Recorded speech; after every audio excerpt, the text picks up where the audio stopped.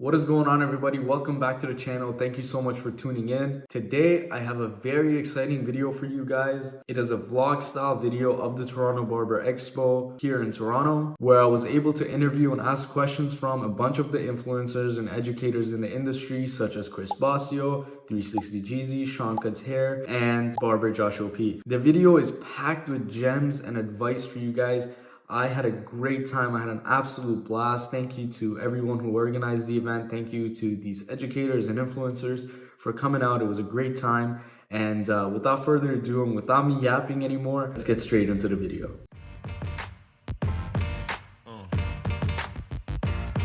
Here comes a tutorial of the tour of my station.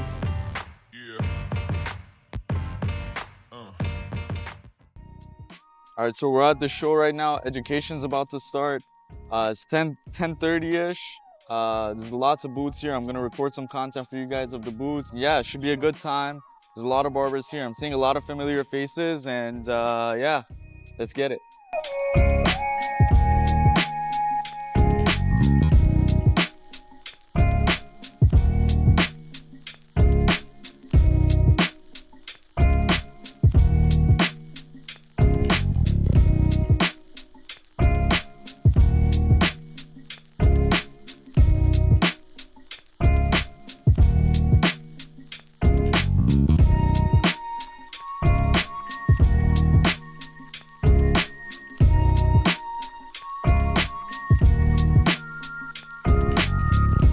Recording?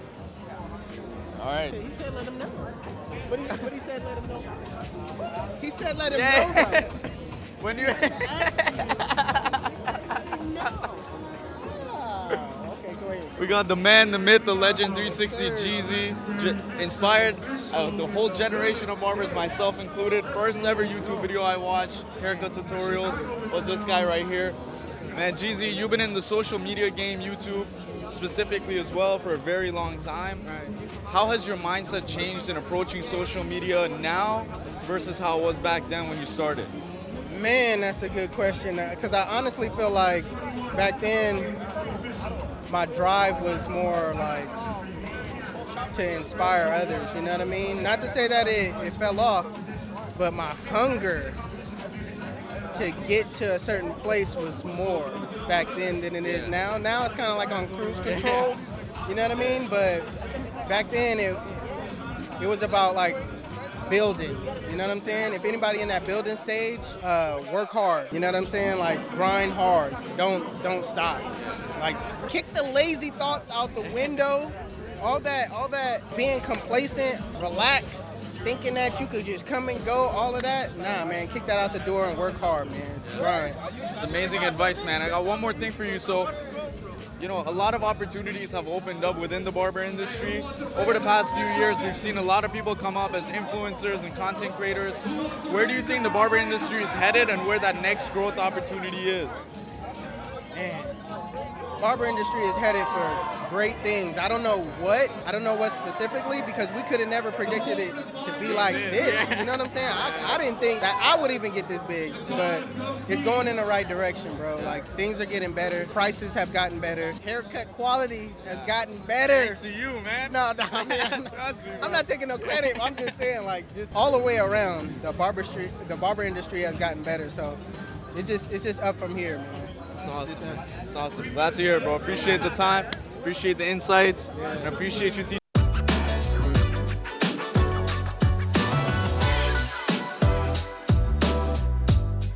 All right, so I'm with Alec Barbero from Drive-In Barbershop in Edmonton. Alec, you have a car wash, barbershop, hybrid, all together. That's honestly, I've never seen that before. And you went from owning a traditional barbershop where you're doing haircuts, haircut, and beards to doing something no one's ever done before. What was that like for you going into something that you probably didn't know if it was going to work or not? And what was the mindset shift you had to make to take that leap of faith? Well, first of all, it's been 14 months since we opened. We still don't know if it's gonna work.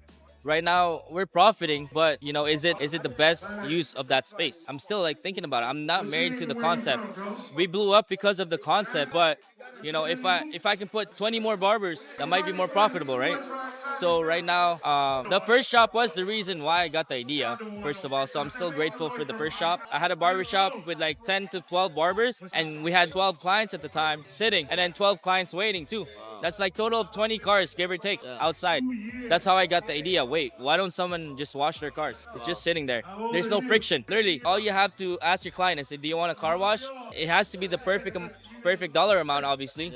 But they all they have to do is say yes, give you the key, and they get a car wash. It's like no added time. Like it's gonna be done at the same time. So that's how I got the idea. But you know, like making it work, we're still trying to make it work. Like it's profitable, but how profitable does it need to be for it to be worth it? You know what I mean? And if someone's watching right now, they have an idea that like yours has never been done before, and it's an idea that they have in their head, they have it planned out.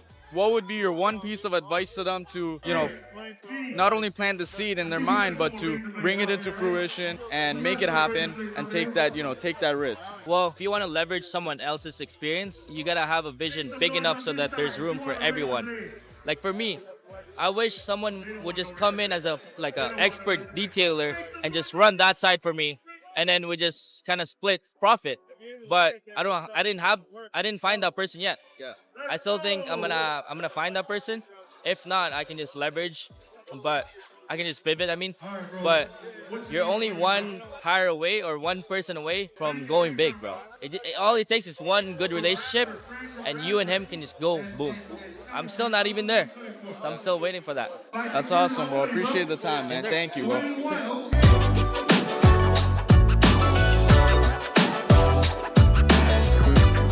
Okay, of which all of his barbers are averaging at least $1,500 a week.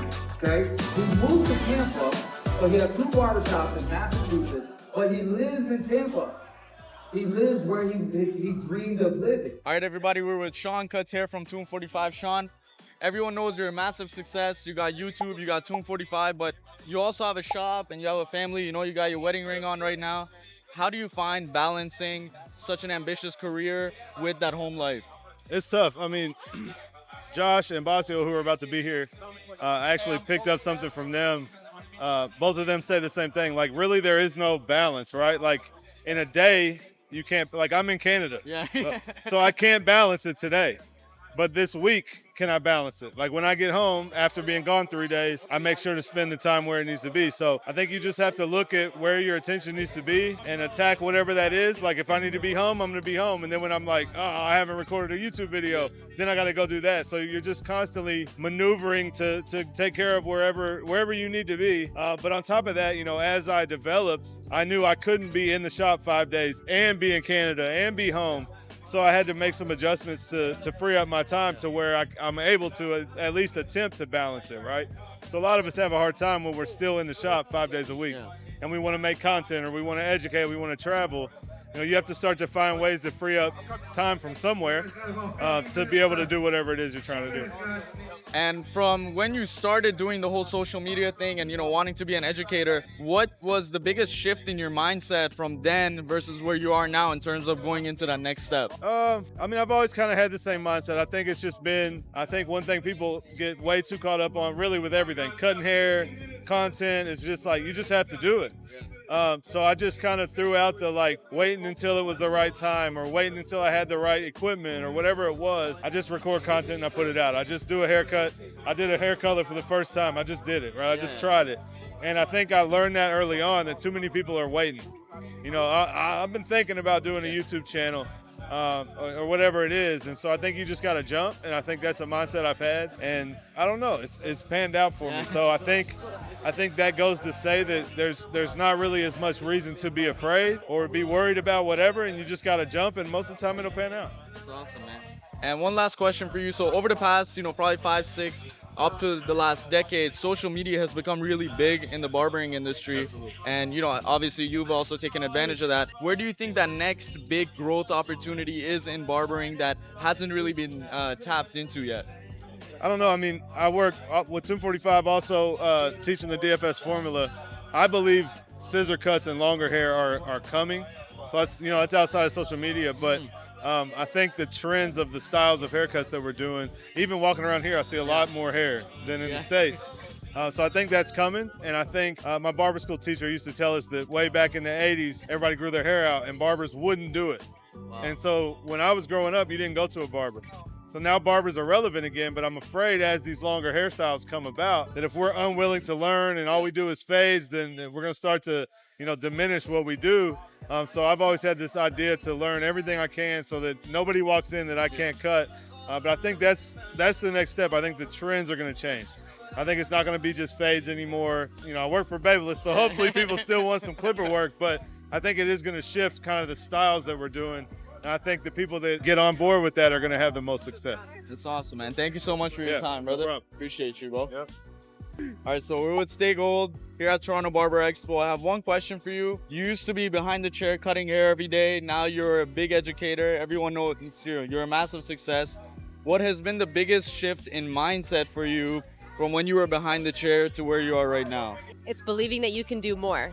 Right? When we're behind the chair, you're in a cycle and sometimes it's really hard to get out of it when you're in the same four walls as everybody else. The shift that changed for me was being able to step out of it, go to trade shows, hear other people's stories. So being in this same position, sitting in seats and listening to somebody share a story opened up my mindset of like, why can't I do that? And once I was able to think differently than what I was doing, it was teaching me a new way to think about things. And from that point on, I just continued to share my story, document my journey along the way. It was never about trying to be anybody, trying to be an educator. That was never part of my plan. It was just to showcase that I loved barbering, I love the artistry, and I want to share that with the world. And in return of being able to be authentic and share my journey, I started getting reached out by brands to be able to educate. Through education, through social media, I was able to take it and travel around the world, and that's where we are now. I never had to change anything. It was just staying in my intention of what I was doing. Yeah. Whatever it was, whether I was learning it, whether I was just trying to get better at it, no matter what it is that I was focused on that moment and trying to make it better every single time. And to someone who might be watching who, has that belief in themselves and wants to do more, wants to make an impact in the industry, if you had to tell them the very first step, the very first thing they should do, what do you think that is? Putting in the work. Yeah. Whatever it is that you want to do, if it's content creation, if it's to become a barber and you're new at it, the more you do it, the better you're going to get. Because through that process, you're going to learn how to make it better, how to subtract, how to add, and you're able to edit things as you go the more you do it. So when in doubt, take action.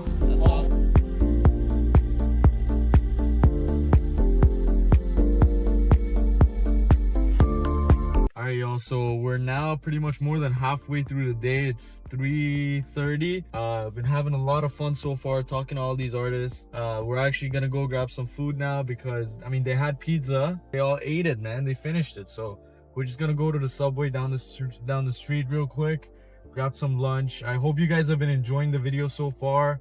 Tons of gems, and make sure to stick to the end because I spread out everything so that you get all the gems you can from all these different barbers. So stay tuned. Got Luis Vasquez. What'd you get? You got the meatball sub going. I got I don't even know what it's called. I don't know, just saw something on the menu. But we're about to munch this super quick, and then we're gonna head straight back to the Barber Expo.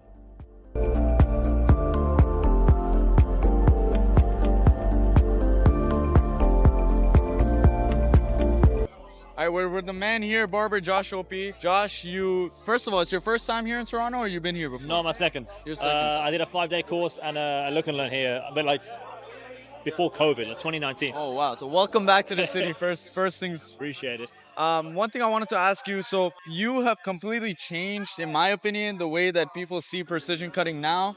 A lot of times, people think precision cutting, hour-and-a-half haircuts, complicated. 25 sections on a haircut. Yeah. I've taken your course and I've seen how much you've simplified and systemized it. And I wanted to know, what was your mindset going into pushing that and trying to get that out to people? That's a really good question. But it's honestly quite a simple answer. First of all, I appreciate the kind words, bro. It's always an honor for me to be able to share this journey with everybody. So it's a pleasure to have you on board. But I think that there wasn't really a time, like it just happened organically. I never wanted this. I never asked for it. I never tried for it. It just was it all started for me just doing creative haircuts to like to be expressive, and then people started to become more intrigued with how I was doing it than what I was doing. They'd be like, you know how you did that? It's like, is that how you normally cut hair, or like did you just do it for that? I'm like, no, that's what I normally do. So I started to realize that that was different, and when I started teaching it in fundamental haircutting, people started to really click that that could help them. And then once I started seeing it actually benefit people in their careers, people started to build and improve, and that was it. Like the spark, that's what I was saying. The DFS formula was just what I did, but the DFS formula is built by like people like yourself, people like who learn it and give feedback, positive, negative, everything. That's where the spark came from. The spark came from the spark in everybody else. Do you know what I mean? Like it's really hard to explain because it's like there wasn't something I even intended on pursuing. It was just, it was helping so many people. I was like, well, there's the path. One question I've been asking a lot of people, I asked Sean, I asked Bossio, you know, social media has become really big over the past decade in the barbering industry. What do you think is the next thing over the next decade that's kind of untapped right now that we're going to see a lot of growth on in the industry? In the industry or on social media? In the industry. The social media being an example. I really hope that it is impact in people's lives. So I think that one of the things that I'm really passionate about talking about, even with like social media, I teach in my social media classes, is about what we're doing has to translate to our real world. You know what I mean? Like it's all well and good having something in the barbering industry, but if that doesn't translate to the real world that puts food on our table and a roof over our heads and the legacy we build with our families and generational wealth and us providing a life for our families, if it doesn't translate to that, then what are we doing it for? You know what I mean? Like whether it be like if you have 100 million followers and you post it saying appointments available next week and no one books in, what the fuck are we doing it for? You know what I mean? So it's like what I really hope, and I see it happening. It's starting a lot, but I really hope that people start to use the momentum of our industry to make an impact in their own lives and build something for their families, because that's true legacy for everybody then. And one last question, what's next for Josh OP? What's your next goal? What's your next ceiling? What's your next barrier you're trying to break? Schools. Schools? We just opened one in the UK. Awesome. Obviously, at some point we'll open one here. Working with schools as well, getting the DFS formula. We're going to be partnering with a lot of schools so that people start teaching this at grassroots level. Because I really believe that with the simplicity that we teach and how understandable it is, like imagine if you learned this in school. Like people would be beasts in a year. Like their first year of school, like their hours, they would come out of it knowing how to cut hair, rather than coming out of it not knowing how to cut hair at all. You know what I mean? So that for me, that's going to be the goal. Because again, if we really want to make an impact in the industry, if anybody does, you've got to really try to help people. And I think that when it comes to education, there's so much education out there for the top 10% of the industry. Like people in this room, right? People who want to grow, people who are looking in part of this industry, like social media industry of barbering. We're only like 10% of the whole industry. Because if you look on the street and look how many good haircuts there are, there's basically not. So it's like, I know we're only 10%. So I think what we want to make sure we're doing is really helping the whole industry. And I think to do that, if you can help at the beginning, it sets the precedent for their mindset going forward. I think at the moment, like formal education doesn't seem to set people up for a career. It seems to just get them a license. You know what I mean? And for me, it's like we want to really help these people to build a career so they can build a legacy for their families. And it all is part of that big ecosystem. That's awesome, man. Thank you so much, bro. That's great insight, brother. Appreciate it very much, bro. Thank you. 25 years. Wow, that's amazing.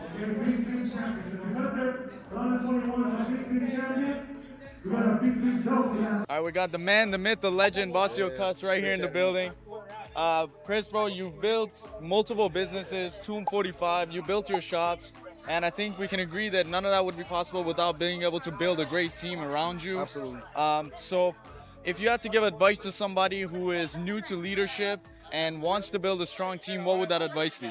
I would say you got to care a lot about your guys. You gotta focus on serving your guys. I want to know what my guys' goals are, because they're gonna be different for everybody. Some guys, like I've said earlier, some guys, bro, they just want to work a few days a week and travel the world. They got no kids, all that stuff. Cool, that's your goal. This is the best. I know how to make that happen, and I can give you the platform to do it. And that's gonna be my target, to help you accomplish that. And so if you have that, wear that hat with every individual that comes into your life, those people are going to see the value that you bring to the table, and they're going to want to return the favor. They're going to stick around. And that's how I've honestly been able to build my team. Most of the guys that run the companies with me, they were my clients.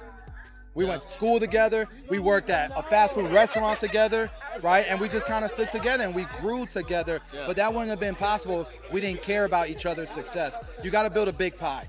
You can't just be thinking about yourself. You know what I mean? So I would say doing that, you're going to get the best team possible. Ride or die people.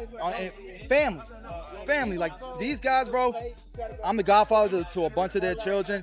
Our kids call each other uncle, auntie. You know what I mean? Like that's what we're really building. And I think when you have those people, you're surrounded by those people, man, it's wonderful the things that you guys can accomplish together. You gotta share the dream, you gotta share the vision. Absolutely, right? absolutely. That's awesome, man. And one last thing I would say, like about the building a team. How do you find those people when you're scouting, when you have, like you said, your clients, people in school? How do you kind of find those people? How are you like, oh, that's someone who I want to... You can't find them. You don't find them. I always say the right opportunity comes to the right person. So if you got a young Chris Bossio, if I'm a young Chris Bossio, I'm starting all over again, and I want to work somewhere, I'm going to be attracted to the person that I think can help me the most, to be honest with you, because at the end of the day, we think about ourselves and our future. So I want to be around guys that I think I can grow with. The only way that's possible is, number one, if you're in the public and people know about it. There's so many shop owners that don't want an Instagram, don't want a YouTube channel. Don't do it to flex, do it to share, just to document what you're doing. And then what's gonna happen is you're going to attract the right people to you. I've never had to look for nobody, guys. Like the conversations that I have with all my clients, they know the type of person that I am. Next thing you know, someone who is a manager at, you guys have Champs in Canada. So you guys know who Dre is? Dre was a manager at Champs, walked into my shop, he was a walk-in, became my client. Every single week or every 2 weeks, he'd come to the shop and we would talk business. He would talk about leadership and managing the Champs store. He's like 20 years old. I would talk about the barbershops and my vision for the shops. Next thing you know, he's like, bro, anything you need help on, I'd love to help. Next thing you know, he comes to me, he's like, bro, I'm thinking about becoming a barber. Let me help you become a barber. Next thing you know, he's managing some of my locations. Next thing you know, he's helping me build Tune 45. That's how it works. Like you're not gonna be able to scout them out. Even if you tried.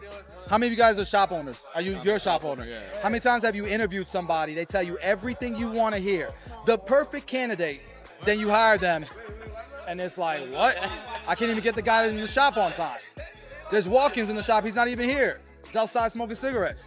Like, so you can't find them, no matter what. You have to become the person for the right person. You know what I mean? They have to be hungry, you gotta want it. Sure, but those people will come to you because you're the right person, because you want it. You see what I'm saying? So you got to work on yourself first, and then the right people will want to work with you, right? And one thing I've been asking a lot of the guys around here, so social media has been a big thing over the last decade. You were one of the pioneers of it with YouTube. Yeah. And over the past few years, it's grown a lot in the barbering industry. What do you think is next in the industry, that, you know, what direction the industry is going in, that it's kind of untapped right now, and that's where you see the most growth potential in the next decade or so? I don't know. I can just tell you guys what I'm focused on.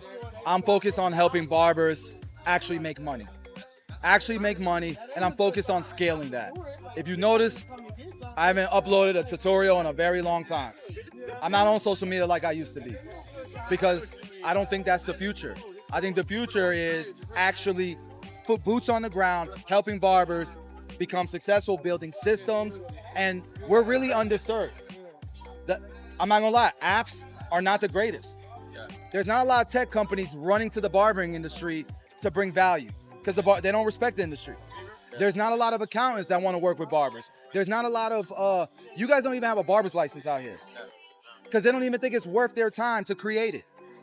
So what to me, the future, that what really, really matters is actually building real businesses, making sure barbers are actually successful. When I look up average income of a barber, I want to see that shit say 80K, 90K, 100K.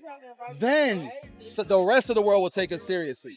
And that's when the whole industry will really blossom. So that's what I'm focused on. That's awesome, man. And this is all stuff you teach within the mentorship, which, by the way, worth every penny. But if you jump on any of my live, like I do random live streams and shit, jump on. I mean, we talk about. That's all I like to talk about. So that's awesome, man. Thank you so much for your time, brother. Appreciate it, man. Appreciate it, bro. Thank you. What is going on? So we just ended the show. It is now 9 p.m. Everybody's gone. We're just sitting here in a empty ass parking lot trying to figure out where to go eat. It was a very fun show. I hope you guys enjoyed the questions and the gems these guys were dropping in the video. And yeah, I guess this could be a start of me posting again on YouTube. I had a ton of fun. Shout out to Lewis. He did a lot of the recording, so if the videos were shit, it's his fault. If the videos were bad, if they were shaky, go, his Instagram is right here. Go complain to this guy. Amazing. Thank you guys so much for watching. I appreciate you for tuning into the video and staying to the end. Thank you to any of the influencers and the barbers and whatnot that came to the show. If you guys are watching this, it was a lot of fun. And yeah, I'll see you guys in the next one. Peace.